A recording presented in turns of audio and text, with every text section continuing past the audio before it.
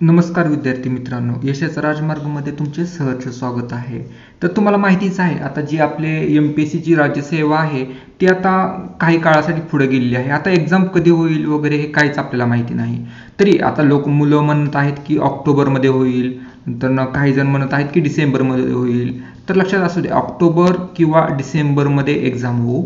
आपण एक्झामसाठी तयार राहणं गरजेचं आहे. तर त्यासाठी काय करावे यासाठी आता आपण एक लेक्चर घेतलेले आहे. तर लेक्चर तुम्ही शेवटपर्यंत पहा. तर तुम्हाला माहितीच आहे आता एक्झामला जर झालेच तर ऑक्टोबरमध्ये म्हटलं एक महिना आहे, आणि डिसेंबर म्हटलं तर आपले इलेक्शन नंतरनं मग टाइम खूप मिळतो आहे. त्यामुळं आता मुलांनी भरपूर अभ्यास केला पाहिजे आहे, कारण की जे बाकीची मुलं आहेत ते पण खूप अभ्यास करणार. त्यामुळे मेरिट साहजिकच आहे की खूप जास्त, आणि मुलांना वेळही जास्त मिळालेला आहे. त्यामुळे अभ्यास पूर्णपणे करून घ्या तुम्ही. तर आता आपण व्यवस्थित अभ्यासाचं व्यवस्थित बघूयात काय काय करायचं आहे. तर तुम्हाला माहिती नियोजन आता आपण व्यवस्थित शेवटचे काही दिवस जर म्हटले तर नियोजन कसं असावं जास्त मार्क मिळवून देण्यासाठी बघूयात आपण. तर पहिला आपण विषय घेऊया पॉलिटी. त्यामध्ये लक्षात ठेवा, तर पैकीच्या पैकी पण आपण मार्क पॉलिटीमध्ये मिळवू शकतो. तर त्यामध्ये आपल्याला काय काय वाचलं पाहिजे हे लक्षात आलं पाहिजे. त्यासाठी व्यवस्थित रिव्हिजन करणे गरजेचे आहे. आता पॉलिटीमध्ये महत्वाचे चॅप्टर जर बघितले तर राज्यपाल जो आहे ते महत्वाचा आहे. आणि राज्यपालाचा विशेष म्हणजे करंट अफेअर मध्ये सुद्धा राज्यपाल येऊ शकतात, कारण की राज्यपाल आता महाराष्ट्राचे नुकतेच बदललेले आहेत. त्यामुळे करंट अफेअर मध्ये पण आहे आणि आपल्या पॉलिटीमध्ये सुद्धा महत्वाचं आहे. पुन्हा राज्यसभा, विधान परिषद, आणीबाणी, केंद्रशासित प्रदेश जे आहेत ते सगळे व्यवस्थित निर्मिती वगैरे करणे गरजेचे आहे. नागरिकत्व, आता करंट मध्ये सुद्धा नागरिकत्व करणं गरजेचं आहे. त्याचबरोबर तुम्ही सर्वोच्च न्यायालयातील महत्वाचे न्यायाधीश वगैरे त्यांचे कलम वगैरे सगळं त्यांचे अधिकार सगळं करणं गरजेचं आहे. त्याचबरोबर लोकपाल, आणि करंट मध्ये सुद्धा लोकपाल करणे गरजेचे आहे. त्याचबरोबर विभागीय परिषदा किती आहेत, कोणत्या आहेत, नंतर त्यांचे अध्यक्ष कोण असते ते सगळं करणं गरजेचं आहे. त्याचबरोबर चर्चेतील कलमे कोणकोणते आहेत ते करणे गरजेचं आहे. त्याचबरोबर कलम 70 आहे, 370, 371A हे सगळे कलम जे आहेत ते गरजेचे आहेत. 371 ते 300J पर्यंत तुम्हाला जोड्या लावासाठी प्रश्न येऊ शकतो. त्याचबरोबर कलम 331 हे लक्षात ठेवा. त्याचबरोबर वित्त आयोग करंट मध्ये पण येऊ शकतो. त्याचबरोबर मानवी हक्क आयोग, हिंदी भाषा, लेटेस्ट म्हणजेच आपल्या नवीन काही घटना दुरुस्ती झाल्या असतील तर ते करणं गरजेचं आहे. त्यामध्ये जर बघितलं तर 106वी घटना दुरुस्ती बघणं गरजेचं आहे. त्यामध्ये करंट अफेअर मध्ये हे येऊ शकतं. पुन्हा अँग्लो इंडियन साठी ते पण बघणं गरजेचं आहे, कारण की ते सुद्धा आता अँग्लो इंडियन साठी जे राखीव जागा होते त्या कॅन्सल करण्यात आलेल्या आहेत. त्याचबरोबर SC ST आरक्षण यामध्ये सुद्धा बघणे गरजेचं आहे, कारण की बार्टी आयोगाचा जो अहवाल आहे तो सुद्धा महत्वाचा आहे. त्याचबरोबर काही मुद्दे जे आहेत आपण बघितले तर ह्याच्यात करंट रिलेटेड खूप छान आता पॉलिटीमध्ये करू शकता तुम्ही. त्याचबरोबर 1-2 वर्षामध्ये काय चर्चित गोष्टी असतील ते करणे गरजेचं आहे. राष्ट्रपती आहे, राष्ट्रपती सुद्धा करणं गरजेचं आहे आता, कारण ते पण करंटमध्ये पण येऊ शकतं. त्याचबरोबर आता इलेक्शन झालेले आहेत आणि इलेक्शन होणार पण आहे, त्यामुळे विधिमंडळ, संसद हे महत्वाचं आहे. पंतप्रधानामध्ये त्यांची निवड वगैरे सगळं काही करणं गरजेचं आहे. मुख्यमंत्री त्यामध्ये सुद्धा सगळं निवड पासून त्यांची पात्रता वगैरे. त्याचबरोबर करंट अफेअर मध्ये तुम्ही पक्षांतर बंदी हे एक महत्वाचं आहे, ते करून घ्या तुम्ही. त्याचबरोबर घटनेची वैशिष्ट्ये, घटना समिती, मूलभूत हक्क, कर्तव्य, तत्वे यावर जास्त फोकस देणे गरजेचं आहे. तर तुम्हाला आता समजलंच असेल की पूर्ण पॉलिटी बद्दल मी तुम्हाला इथे सांगितलेलं आहे. तर अजून तुम्हाला पॉलिटीमध्ये काही विशेष डाऊट वगैरे असेल तर आम्हाला नक्की तुम्ही कळवा. आता त्यानंतर पुढचा विषय म्हटलं तर आहे भूगोल. आता भूगोलामध्ये काय काय करणं गरजेचं आहे आपण व्यवस्थित बघूयात. आता भूगोलमध्ये बघितलं तर आतापर्यंत तुम्ही वाचलेलं पूर्ण आधी रिव्हिजन करून घ्या. नंतर तुम्ही स्टेट बोर्डचे 6वी ते 12वीचे पुस्तकं व्यवस्थित रिव्हिजन करून घ्या.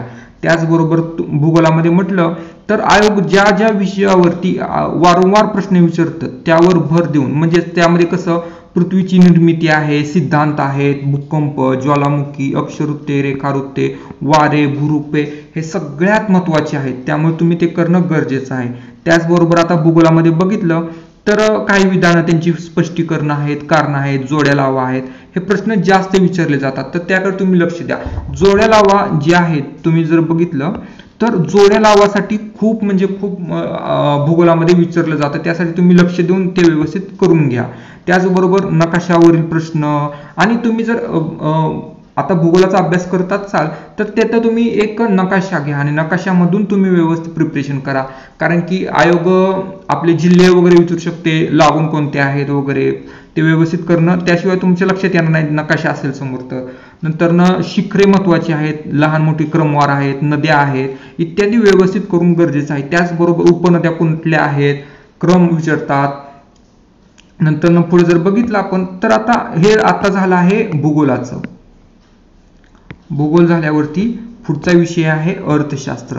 अर्थशास्त्र हा विषय खूप मुलांना अवघड जातो, पण अर्थशास्त्र जर केला व्यवस्थित तर खूप सोपा विषय आहे.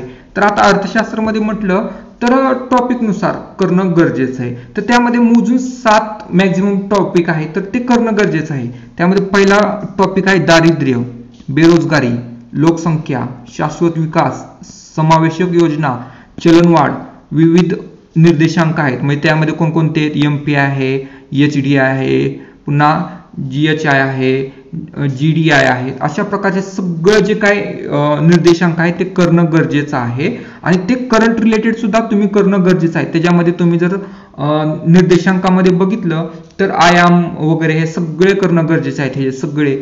नंतर अजून घटक त्यातले कुठले कुठले आहेत हे सगळे महत्वाचे आहेत.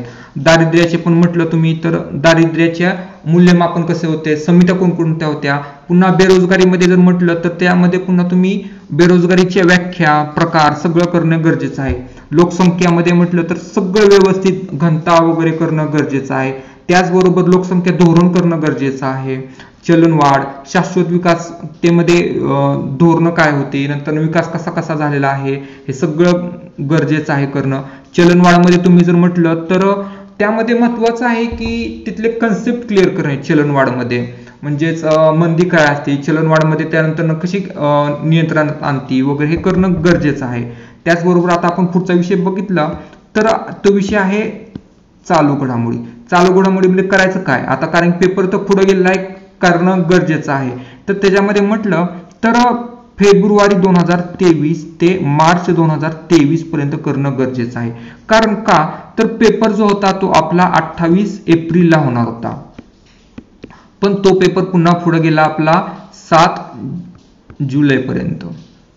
7 जुलै नंतर आपला पेपर गेला 21 जुलैला, आणि 21 जुलै नंतर आपला पेपर गेला होता 25 ऑगस्टला, आणि 25 ऑगस्ट नंतर आपला पेपर जो आहे तो कधी होईल काहीच सांगितलेलं नाहीये.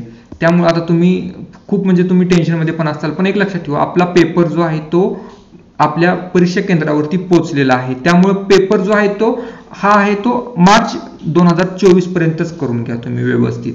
आणि जर पुन्हा बघितले तर त्यामध्ये अजून एक महत्वाचे राष्ट्रीय, आंतरराष्ट्रीय, आर्थिक, सामाजिक, विज्ञान व पर्यावरण हे करणं गरजेचंच आहे, आणि त्यावरती जास्त फोकस तुम्ही अभ्यास करा.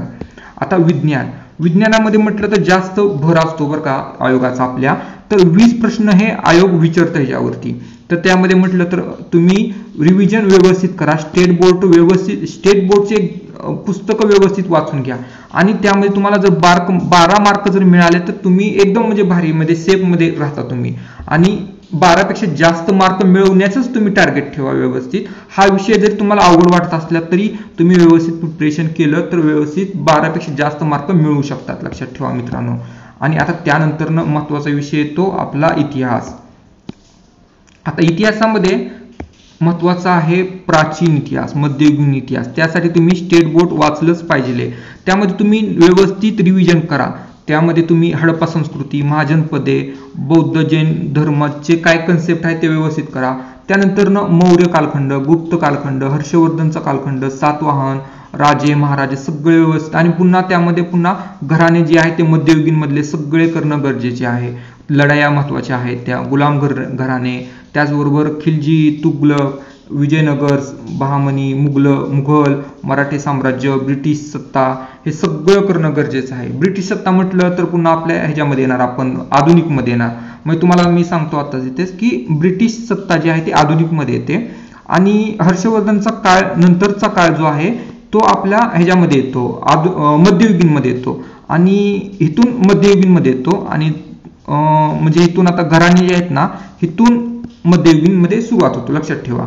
त्याचबरोबर मग पुन्हा बघितले तर भारतीय राज्यांबरोबरच्या लढाया महत्वाच्या आहेत. पुन्हा इंग्रज मराठी युद्ध आहे, इंग्रज म्हैसूर युद्ध, शीख युद्ध आहेत. पुन्हा काँग्रेसची स्थापना, गांधी युग आहे, महत्वाच्या चळवळी आहेत, महत्वाचे समाज सुधारक करणं गरजेचं आहे. समाज सुधारकांवरती 3 ते 4 क्वेश्चन विचारले जातात, त्यामुळे समाज सुधारक करणे गरजेचं आहे मित्रांनो. आणि आता जर तुम्ही म्हटलं शेवटच्या दिवसामध्ये काय करायचे, तर एक लक्षात ठेवा, शेवटच्या दिवसामध्ये तुम्ही इतिहास विषयावर नवीन वाचण्यात काही भर देऊ नका तुम्ही. त्याऐवजी तुम्ही मग पॉलिटी, अर्थशास्त्र, भूगोल या विषयावर जास्त वेळ द्या आणि मग त्यानंतर तुम्ही इतिहासाची रिव्हिजन वगैरे व्यवस्थित करून घ्या. आणि तुम्ही जर म्हटलात तर प्राचीन इतिहासासाठी उत्तम बुक्स म्हटलं तर लुसेंटचं जीकेचं बुक्स तुम्हाला व्यवस्थित आहे. आता त्यानंतर पुन्हा जर बघितलं तर पर्यावरणाचे मोजून 5 प्रश्न असतात, पण ते महत्वाचे असतात. त्यामध्ये आउट ऑफ मिळवले तर खूपच छान होतं. त्यामध्ये बघितलं तर 1 ते 2 प्रश्न जे आहेत ते करारावरती असतात, करार कधी लागू झाला वगैरे हे सगळे, तारीख विचारली जाते. पुन्हा तसेच फॅक्ट, डेफिनेशन्स वगैरे हे पडले जातात. त्याचबरोबर कॉप परिषदा, ओझोन, वायूतील हरितगृह वायू वगैरे सगळे बरेच प्रश्न विचारले जातात. तुम्ही प्रिव्हियस इयर क्वेश्चनचे जर प्रश्न बघितले तर तुम्हाला एक अंदाज येऊन जाईल की नक्की तुम्ही त्यामध्ये काय केलं पाहिजे आहे.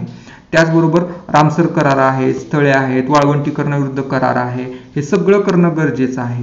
त्याचबरोबर आतापर्यंत काय तुम्ही जे वाचले ते रिव्हिजन करा. नवीन काय आता पुन्हा वाचण्यामध्ये जर तुमच्याकडे टाइम असेल तर व्यवस्थित करा. जर एक्झाम ऑक्टोबरमध्ये होणार असेल तर नवीन काही करू नका, तुम्ही रिव्हिजन वगैरे जास्त भर द्या. आणि जर एक्झाम डिसेंबरमध्ये असेल तर व्यवस्थित करून घ्या.